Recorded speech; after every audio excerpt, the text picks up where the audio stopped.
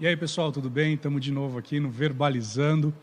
E como você sabe, nós estamos na série Rema. E hoje nós estamos com um convidado mais que especial. Nós estamos com o Lucas.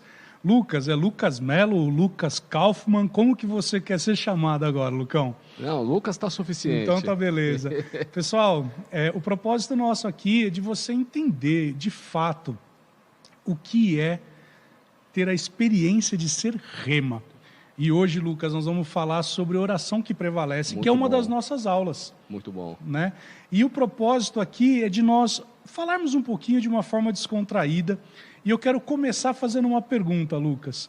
Oração é algo que chato, eu não gostaria de usar essa palavra, mas algo que é monótono, onde nós temos que ter aquele, parece que carregando um fardo, ou de fato a oração ela é um estilo de vida, é uma parte da nossa vida. Vamos começar por aí. O que você entende por oração? Certo. A oração, deixa eu primeiro dar um olá para o pessoal aí, dizer que é uma honra, um privilégio poder estar aqui compartilhando e sei que vai ser bom demais. Amém. E com relação a essa questão da oração, de fato, Wilson, tem muitas pessoas que pensam que é um fardo, que é algo chato, que é algo que é como se fosse uma punição nossa depois que a gente se tornou um cristão, né? Mas nós devemos entender que a oração, ela de fato, como você disse, ela é um estilo de vida e ela é fruto da nossa consciência de relacionamento com Deus. Ou seja, a gente tem que ter esse prazer de estar diante de Deus, sabendo que Ele nos ouve, sabendo que Ele tem o melhor para nós, sabendo que se nós clamarmos a Ele, Ele tem coisas grandes e ocultas para nos revelar. Olha só, você falou algo interessante, né? Porque você citou algo de relacionamento. Então, eu que sou casado, você que é casado, é meio estranho a gente ser casado e não conversar com a nossa esposa. Né? Então, quando eu tenho esse relacionamento com a minha esposa, eu converso com ela. Sim. Então, oração eu posso dizer que é, além de um estilo de vida, é uma forma de eu me comunicar com Deus, mas Ele fala com a gente? Fala. E como fala, Wilson?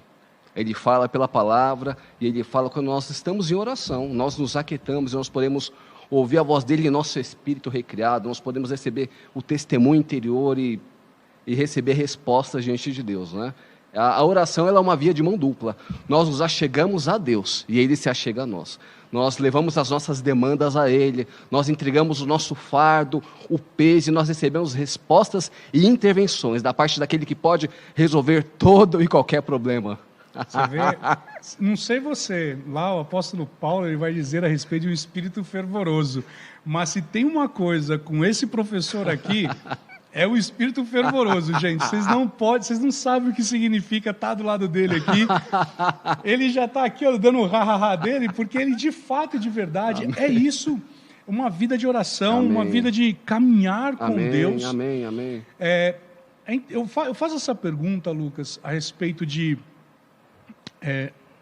a oração ela como um estilo de vida, a oração ela não sendo monótona, a oração ela de Deus respondendo e falando conosco, porque muitas vezes, pelo menos na minha caminhada, até o momento que eu entendi de fato na aula de oração que prevalece, que eu entrava no meu quarto, no meu secreto, porque tem até a fórmula, vamos dizer assim, em Mateus, e Deus fala comigo em secreto. E quantas vezes eu estava no secreto, orando, e Deus não falava. E eu, como que é isso, Lucas? Dá para nós um caminho. Porque você que ainda não fez o Rema, você tem que experimentar esse poder, você tem que experimentar a forma.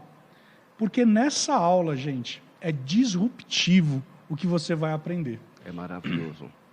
De fato, porque nós temos que aprender a ter essa consciência de que Deus está nos ouvindo, né? Que não é um monólogo, mas é um diálogo. E acredito que a dificuldade que muitas vezes a gente tem é que a gente ora e a gente logo se levanta e a gente não quer parar para ouvir a Deus, né? A gente desabafa, a gente entrega, a gente faz as nossas petições, mas a gente não está pronto para dar tempo para que Deus fale conosco, né? Então acredito que essa ansiedade, esse afã de querer só desabafar e, de algum modo, acho que acaba denunciando que a gente em alguns momentos, não está acreditando que ele está nos ouvindo, né? Que é apenas um ato religioso. Não, eu estou falando, eu tenho que falar, mas sem ter essa consciência de que tem alguém do outro lado da linha telefônica nos ouvindo. Ele está paciente, mas ele tem algo maravilhoso para nos responder. Então, para que eu tenha de fato uma oração respondida, eu não posso desassociar de fé. Não. Você acabou de falar elementos importantes para que nós tenhamos, então, uma oração respondida. Sim. Né? A palavra fala que eu tenho que me achegar até Ele crendo. Isso. É isso mesmo. Assim, a oração que prevalece, que de fato é até o nome da matéria, né, do Rema, qual que é a oração que prevalece? É aquela oração que é baseada nos princípios da palavra de Deus. Ela é fundamentada nos princípios da palavra. Então, quando nós conhecemos esses princípios da palavra acerca da oração, nós teremos uma oração que ela vai passar do teto. É uma oração que ela vai prevalecer, é uma oração que ela vai ter resultados, respostas, é uma oração que vai ser eficiente, que vai ter poder. Ou seja, não existe então aquela máxima do tipo, eu oro e parece que Deus não está me ouvindo.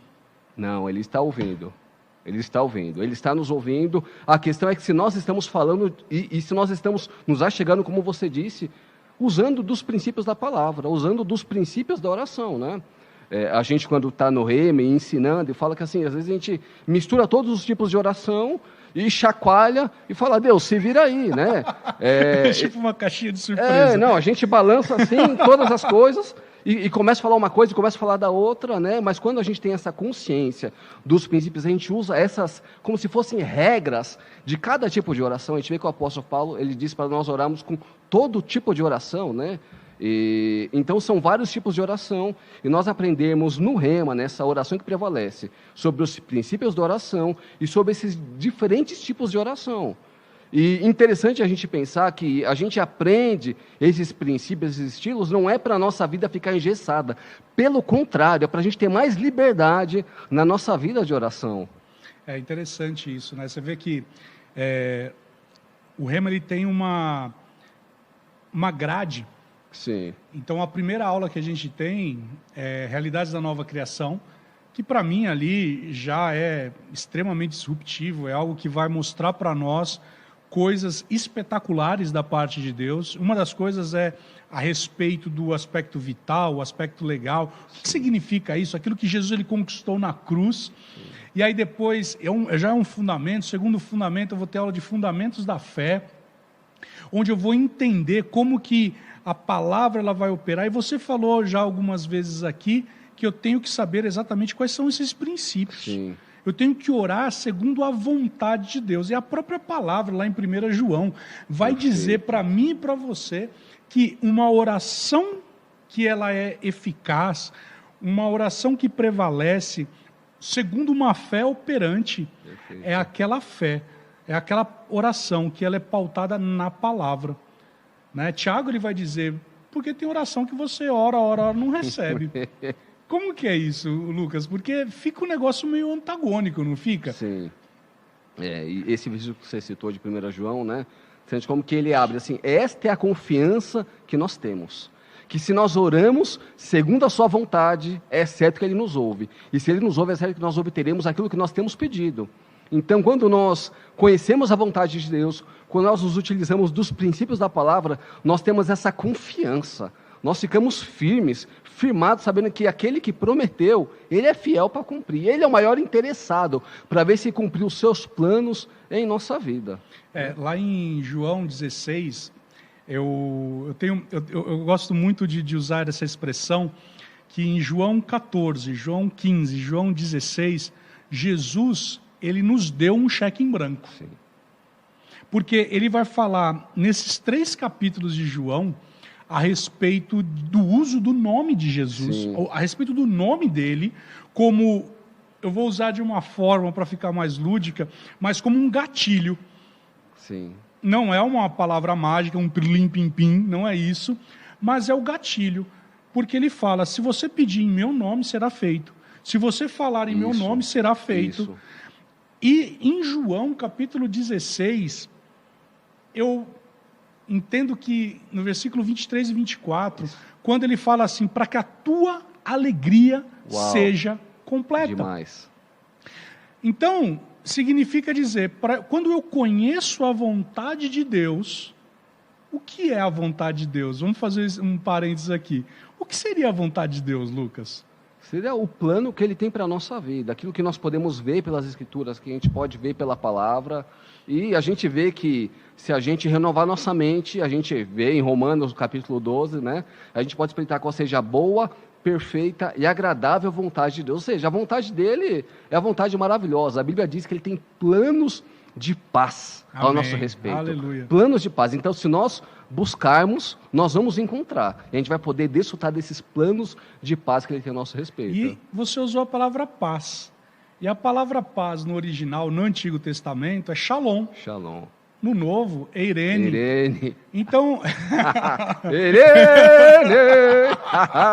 Entendedores entenderão.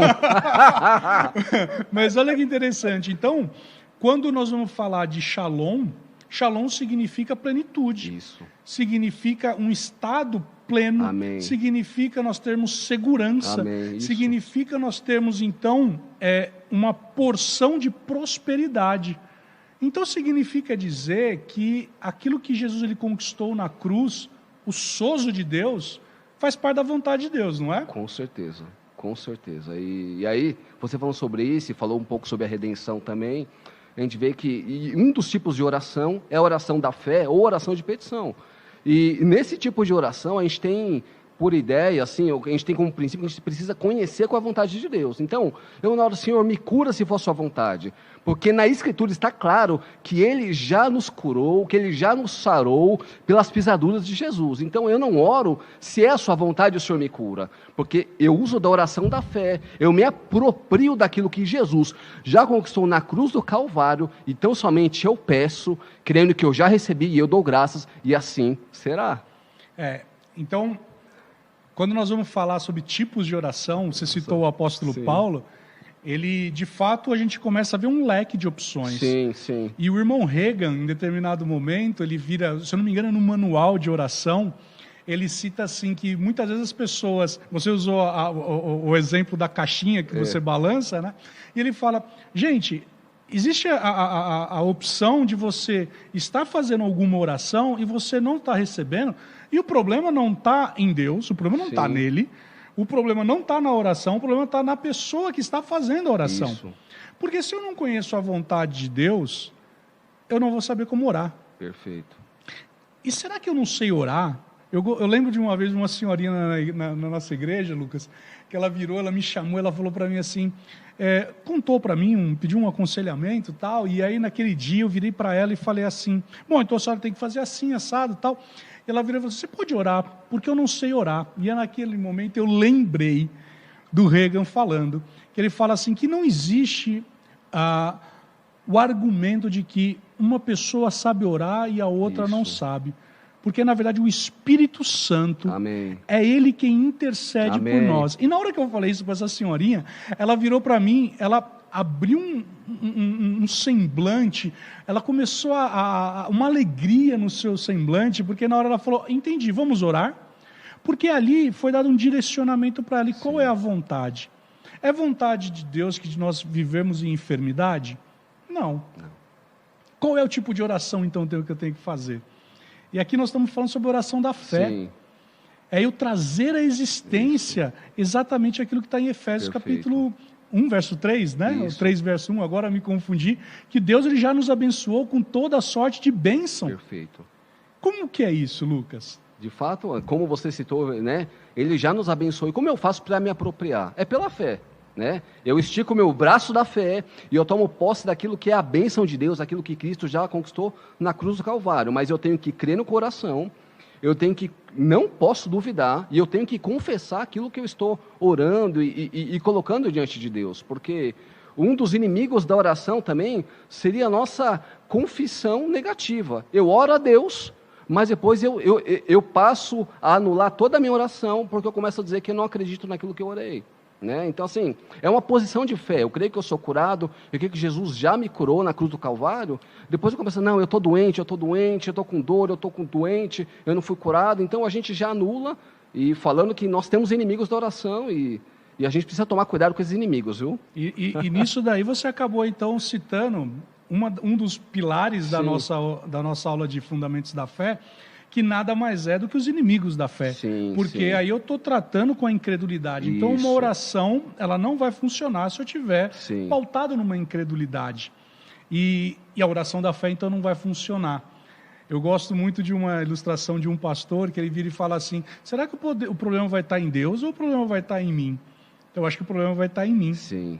Agora, você citou algo interessante, você falou, se for da tua vontade. Como que funciona isso? Eu costumo dizer na sala sobre Mateus capítulo 29 ou Atos capítulo 29. Se você ainda não fez o rema, você vai entender esse trocadilho. Como que é esse se for da sua vontade, Lucas? Esse se for da sua vontade, ele se aplica a outro tipo de oração, que é a oração de consagração. Então, a gente vê Jesus no Getsemane e ele sabia o que estava para acontecer com ele, sabia que não seria fácil, mas ele se consagra ao Pai, dizendo, Senhor, se possível for, afaste de mim esse cálice, mas que não seja feita a minha, seja feita a tua vontade. Então, nós devemos nos consagrar à vontade de Deus. Então é quando a gente se consagra, a gente ainda não sabe qual é a vontade de Deus a respeito de determinada situação, nós nos colocamos numa posição de consagração, e nós, Senhor, se for da tua vontade, eu estou à sua disposição. Ou seja, seria uma oração de sujeição. Perfeito. Ou seja, a palavra não estipula a respeito daquilo. Perfeito. Por exemplo, tolo, posso trocar de carro? Será que é da vontade de Deus que eu celebre esse contrato? Isso. E muitas vezes a gente precisa de uma bússola. Isso. A oração seria uma bússola? A oração de consagração? Sim. Sim, nós estamos nos colocando para receber um direcionamento da parte de Deus, nos colocando, como você disse, em submissão a Ele, ao autor do plano, aquele que sabe o que é o melhor para nós. Muito bem. E, além disso, Lucas, ou quando nós vamos olhar um pouquinho para essa questão da oração, porque existem alguns tipos de oração que você citou no início, que existem alguns inimigos. E em um outro bate-papo com outro professor, ele falou o seguinte, que existem inimigos que vão tocar na ansiedade, vai tocar naquela questão da angústia, Sim. como parecendo que Deus ele não tem cuidado de nós. E 1 Pedro, capítulo 5, ele vai trazer para nós uma oração, que é a oração de entrega. Que, para mim, eu reputo que essa oração de entrega, ela é uma oração que ela, como eu posso dizer, você tem que exercer uma fé tamanha, que é uma fé onde você entrega para Deus e você descansa. Isso. Como que funcionaria isso, sim, Lucas? Essa oração ela é maravilhosa, porque nós deixamos todo o peso que a gente está carregando, essas ansiedades, né? A gente vê que em Efésios a Bíblia nos diz a não andar ansioso de coisa alguma, mas para colocar diante de Deus a situação, a gente entrega a Ele, e a gente permite, no momento que a gente entrega a Ele, que a paz que excede todo entendimento guarde o nosso coração. E aí, depois disso, que eu não preciso mais ficar carregando o peso, o quê? Em vez de eu ficar pensando no problema, eu vou pensar na bondade de Deus, eu vou pensar no caráter de Deus, eu vou pensar na fidelidade de Deus. A gente vê Jesus também dizendo em Mateus capítulo 11, vinde a mim todos que estáis cansados e sobrecarregados, e eu vos aliviarei. Então, quando a gente entrega a carga a Ele, nós recebemos dele o alívio que só Ele pode dar. Isso significa, então, que ainda que eu esteja passando por uma dificuldade, uma situação adversa, o meu posicionamento em fé, você citou Filipenses, eu vou entregar. Isso. É literalmente falando para Deus, Deus, agora o problema é seu. Isso. Então, eu sei que o Senhor vai fazer da melhor forma, o Senhor vai resolver isso para mim da melhor forma, e eu vou descansar. E nesse propósito, então, o apóstolo Paulo ele vai falar que eu tenho, então, que a partir desse momento, exercer, então, um posicionamento de ação de graça. Isso. Eu me lembro de uma aluna do Rema, ela queria comer carne e ela estava sem suficiência, sem recursos. E Paulo vai dizer lá em Filipenses que o meu Deus, segundo a sua riqueza, há de suprir. Amém. E Lucas, ela me mandou um vídeo dela sambando. Eu falei assim, essa mulher, ela ficou maluca, o que está acontecendo com ela?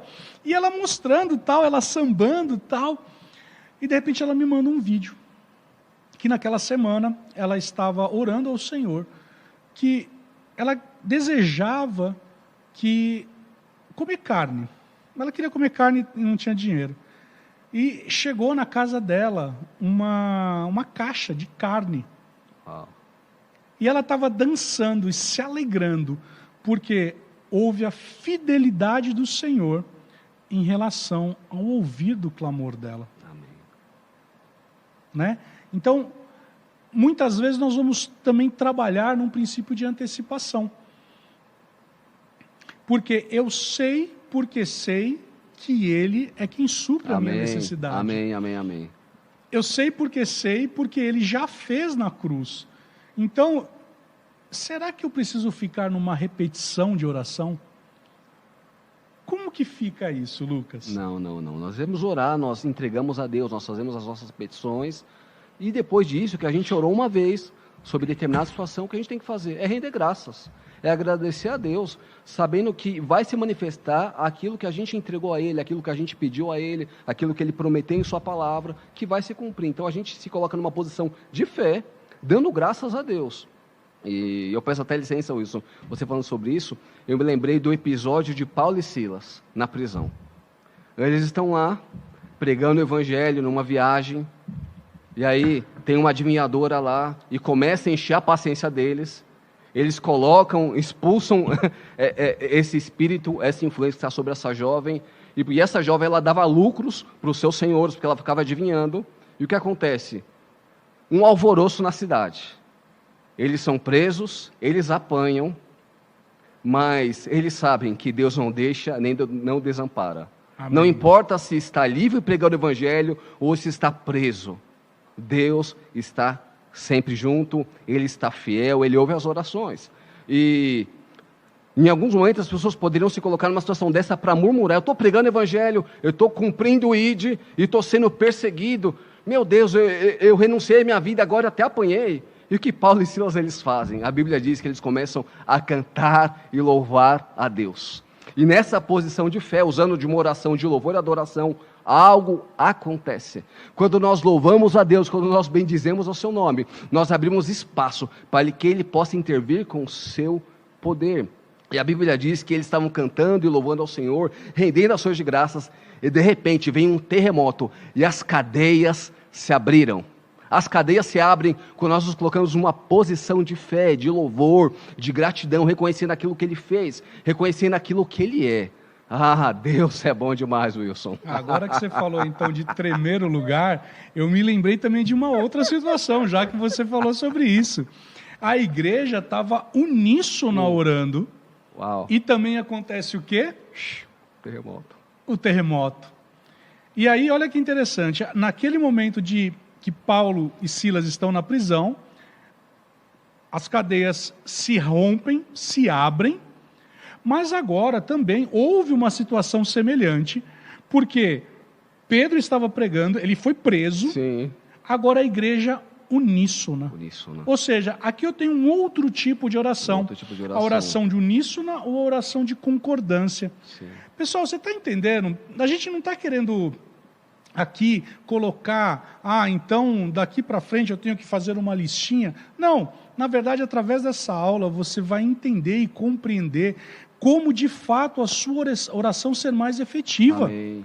Para que de repente você não vai mais orar, Deus, se for da sua vontade, me cure. Ei, Isaías 53, 1 Pedro 2,24 vai dizer que pelas suas pisaduras nós já fomos sarados. Isso significa dizer que o meu posicionamento agora será, eu vou exercer fé, eu vou trazer à existência aquilo que diz respeito, aquilo que Jesus ele conquistou na cruz. Mas ali, Pedro estava preso e a igreja estava orando uníssona. E aí eu me lembro que Jesus, quando ele pergunta a Pedro, quem disse que eu sou? E ele fala, a respeito, tu és o Cristo, tal. E ele fala, muito bem, as portas do inferno não prevalecerão contra a igreja. Amém. E aquilo que for ligado na terra vai ser ligado nos céus. Amém. Então aqui nós estamos estabelecendo mais dois tipos de oração. Isso.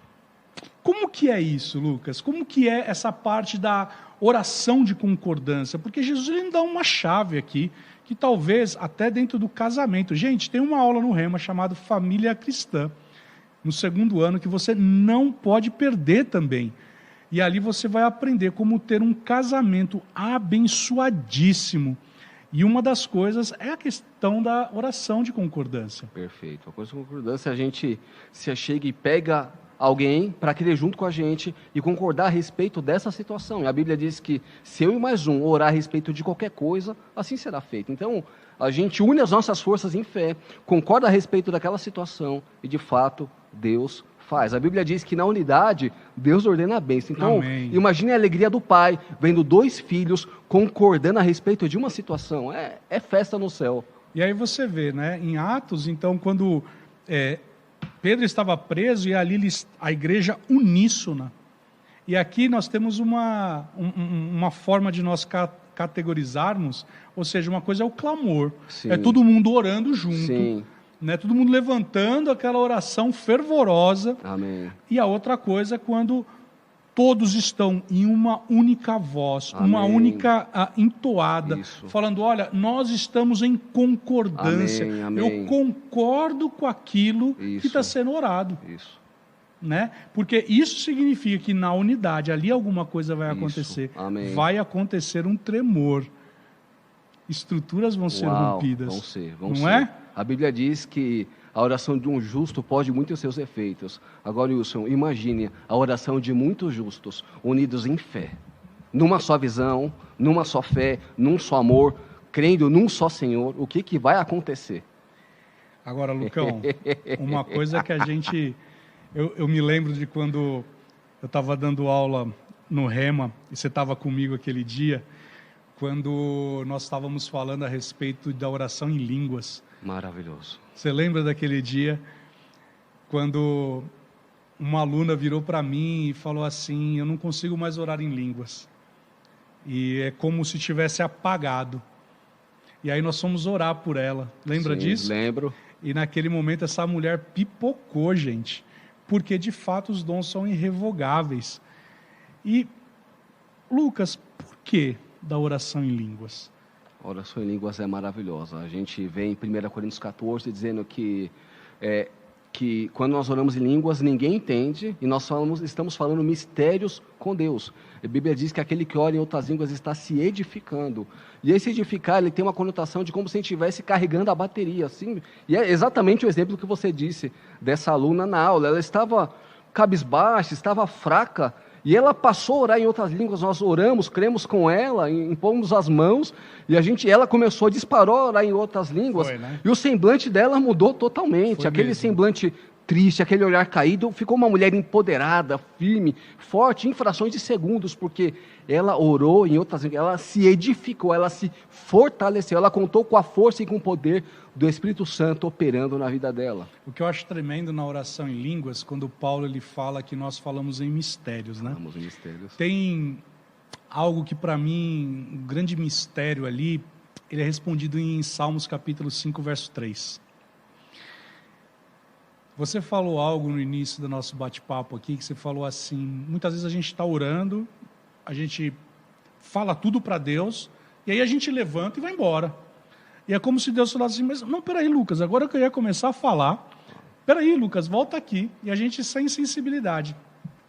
E Salmos capítulo 5, verso 3, na versão amplificada, eu gosto que fala da seguinte forma, que eu desperto pela manhã, faço o meu devocional, eu entrego meus louvores e aquieto o meu coração, porque ali o Senhor falará o meu coração. Amém, amém, amém. E ali eu começo a receber, então, estratégias. Então, a oração em línguas, ela também significa que, quando eu estou falando em mistérios, é o próprio Espírito falando com Deus e ali eu recebendo direções, instruções, Amém. orientações da parte de Deus. Amém.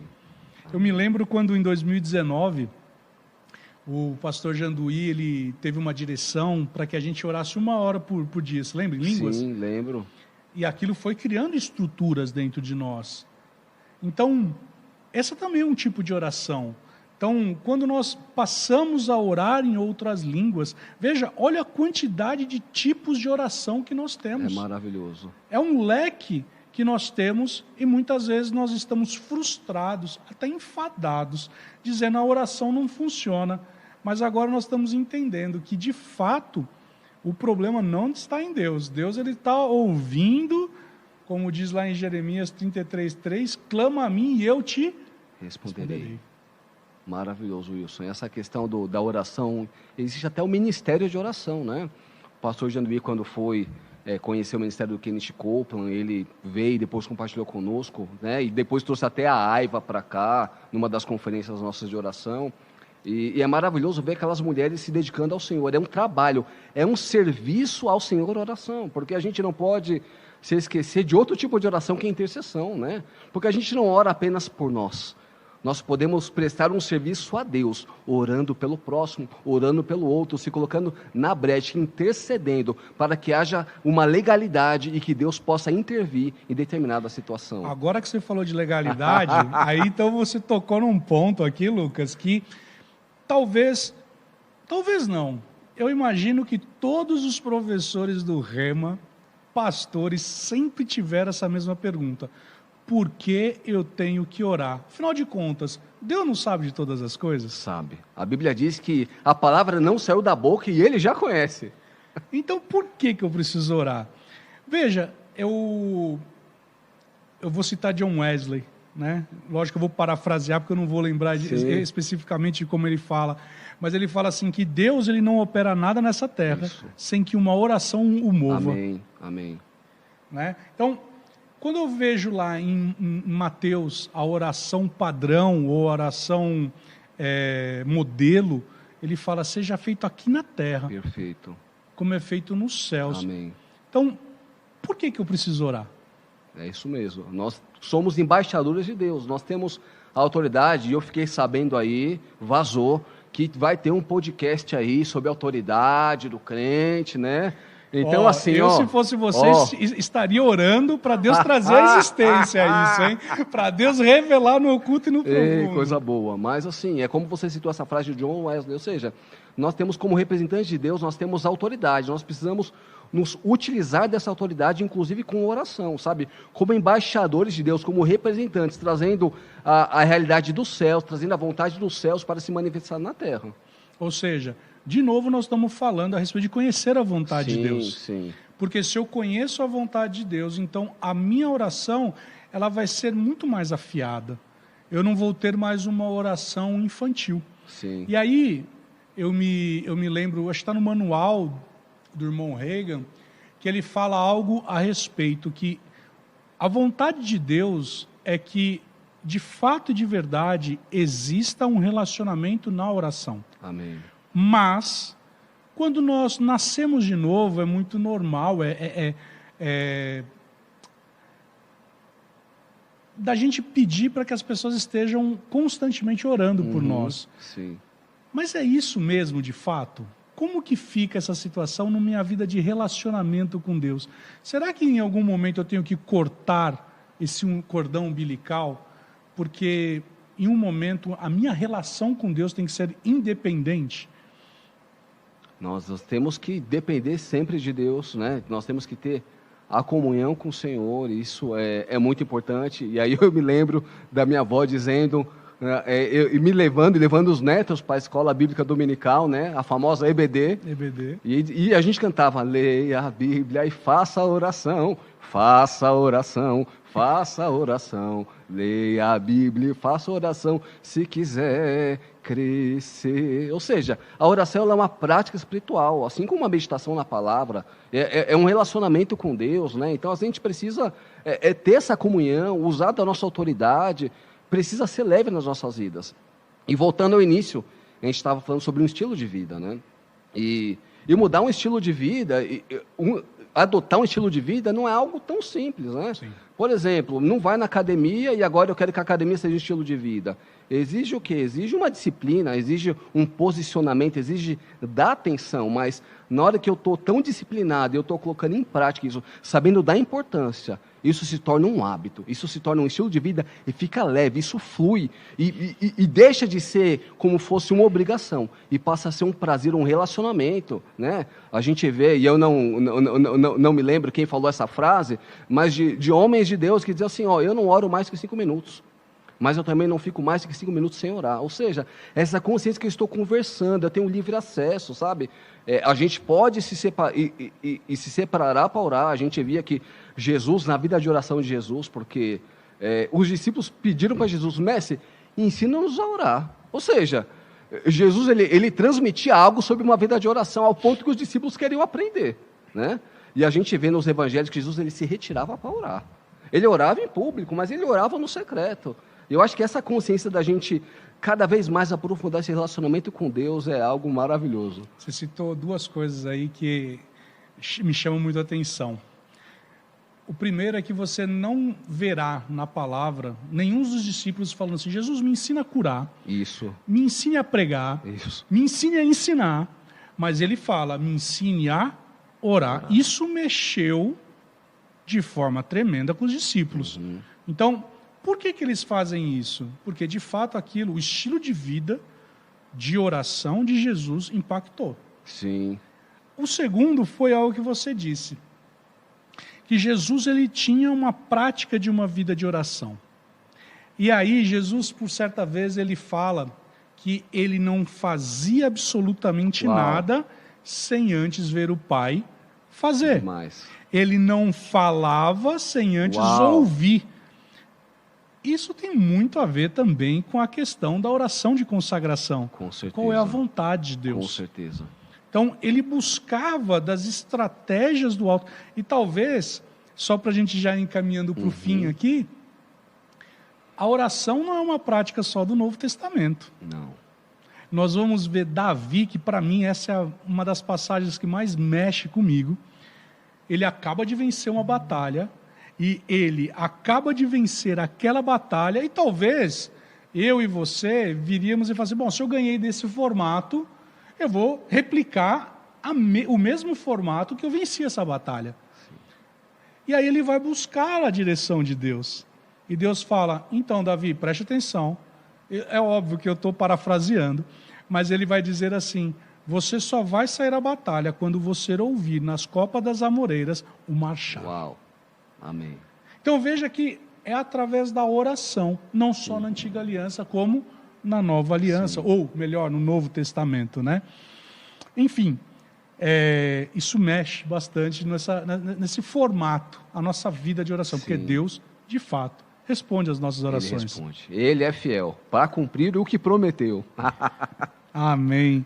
Lucão, seguinte, para a gente terminar, 2 desafios eu tenho.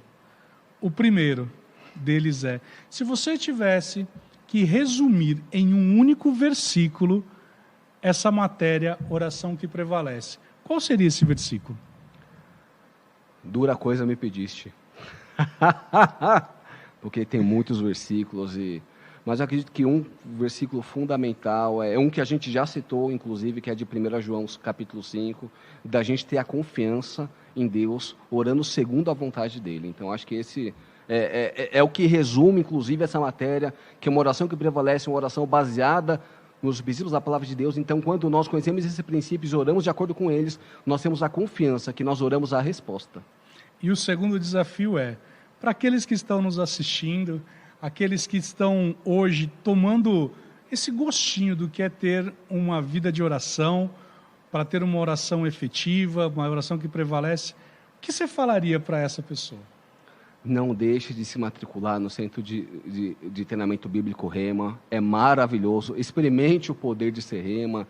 Sabe? Se der a oportunidade de conhecer. A gente sabe que são 2 anos, exige uma dedicação, exige uma disciplina. Mas, meus queridos, as aulas passam tão rápido, é tão maravilhoso. Quanta vida nós recebemos durante as aulas. E, inclusive, como nós testemunhamos aqui, o Wilson falando, ele dando aula e eu acompanhando, no intervalo coisas acontecem. Ou seja, o professor está ministrando, coisas acontecem, no intervalo coisas acontecem. A sua vida nunca mais será a mesma depois de fazer o Rema. Muito bem. Lucas, eu quero te agradecer por estar aqui conosco. Foi tremendo. E sabe, você que está nos ouvindo, você que está nos assistindo, não perca essa oportunidade. Se matricule no Rema e experimente o poder de ser Rema. Lucão, obrigado por estar aqui com a gente. Obrigado, Wilson. Foi uma honra, viu? Deus abençoe. Seja abençoado na prática da palavra. Até mais, pessoal.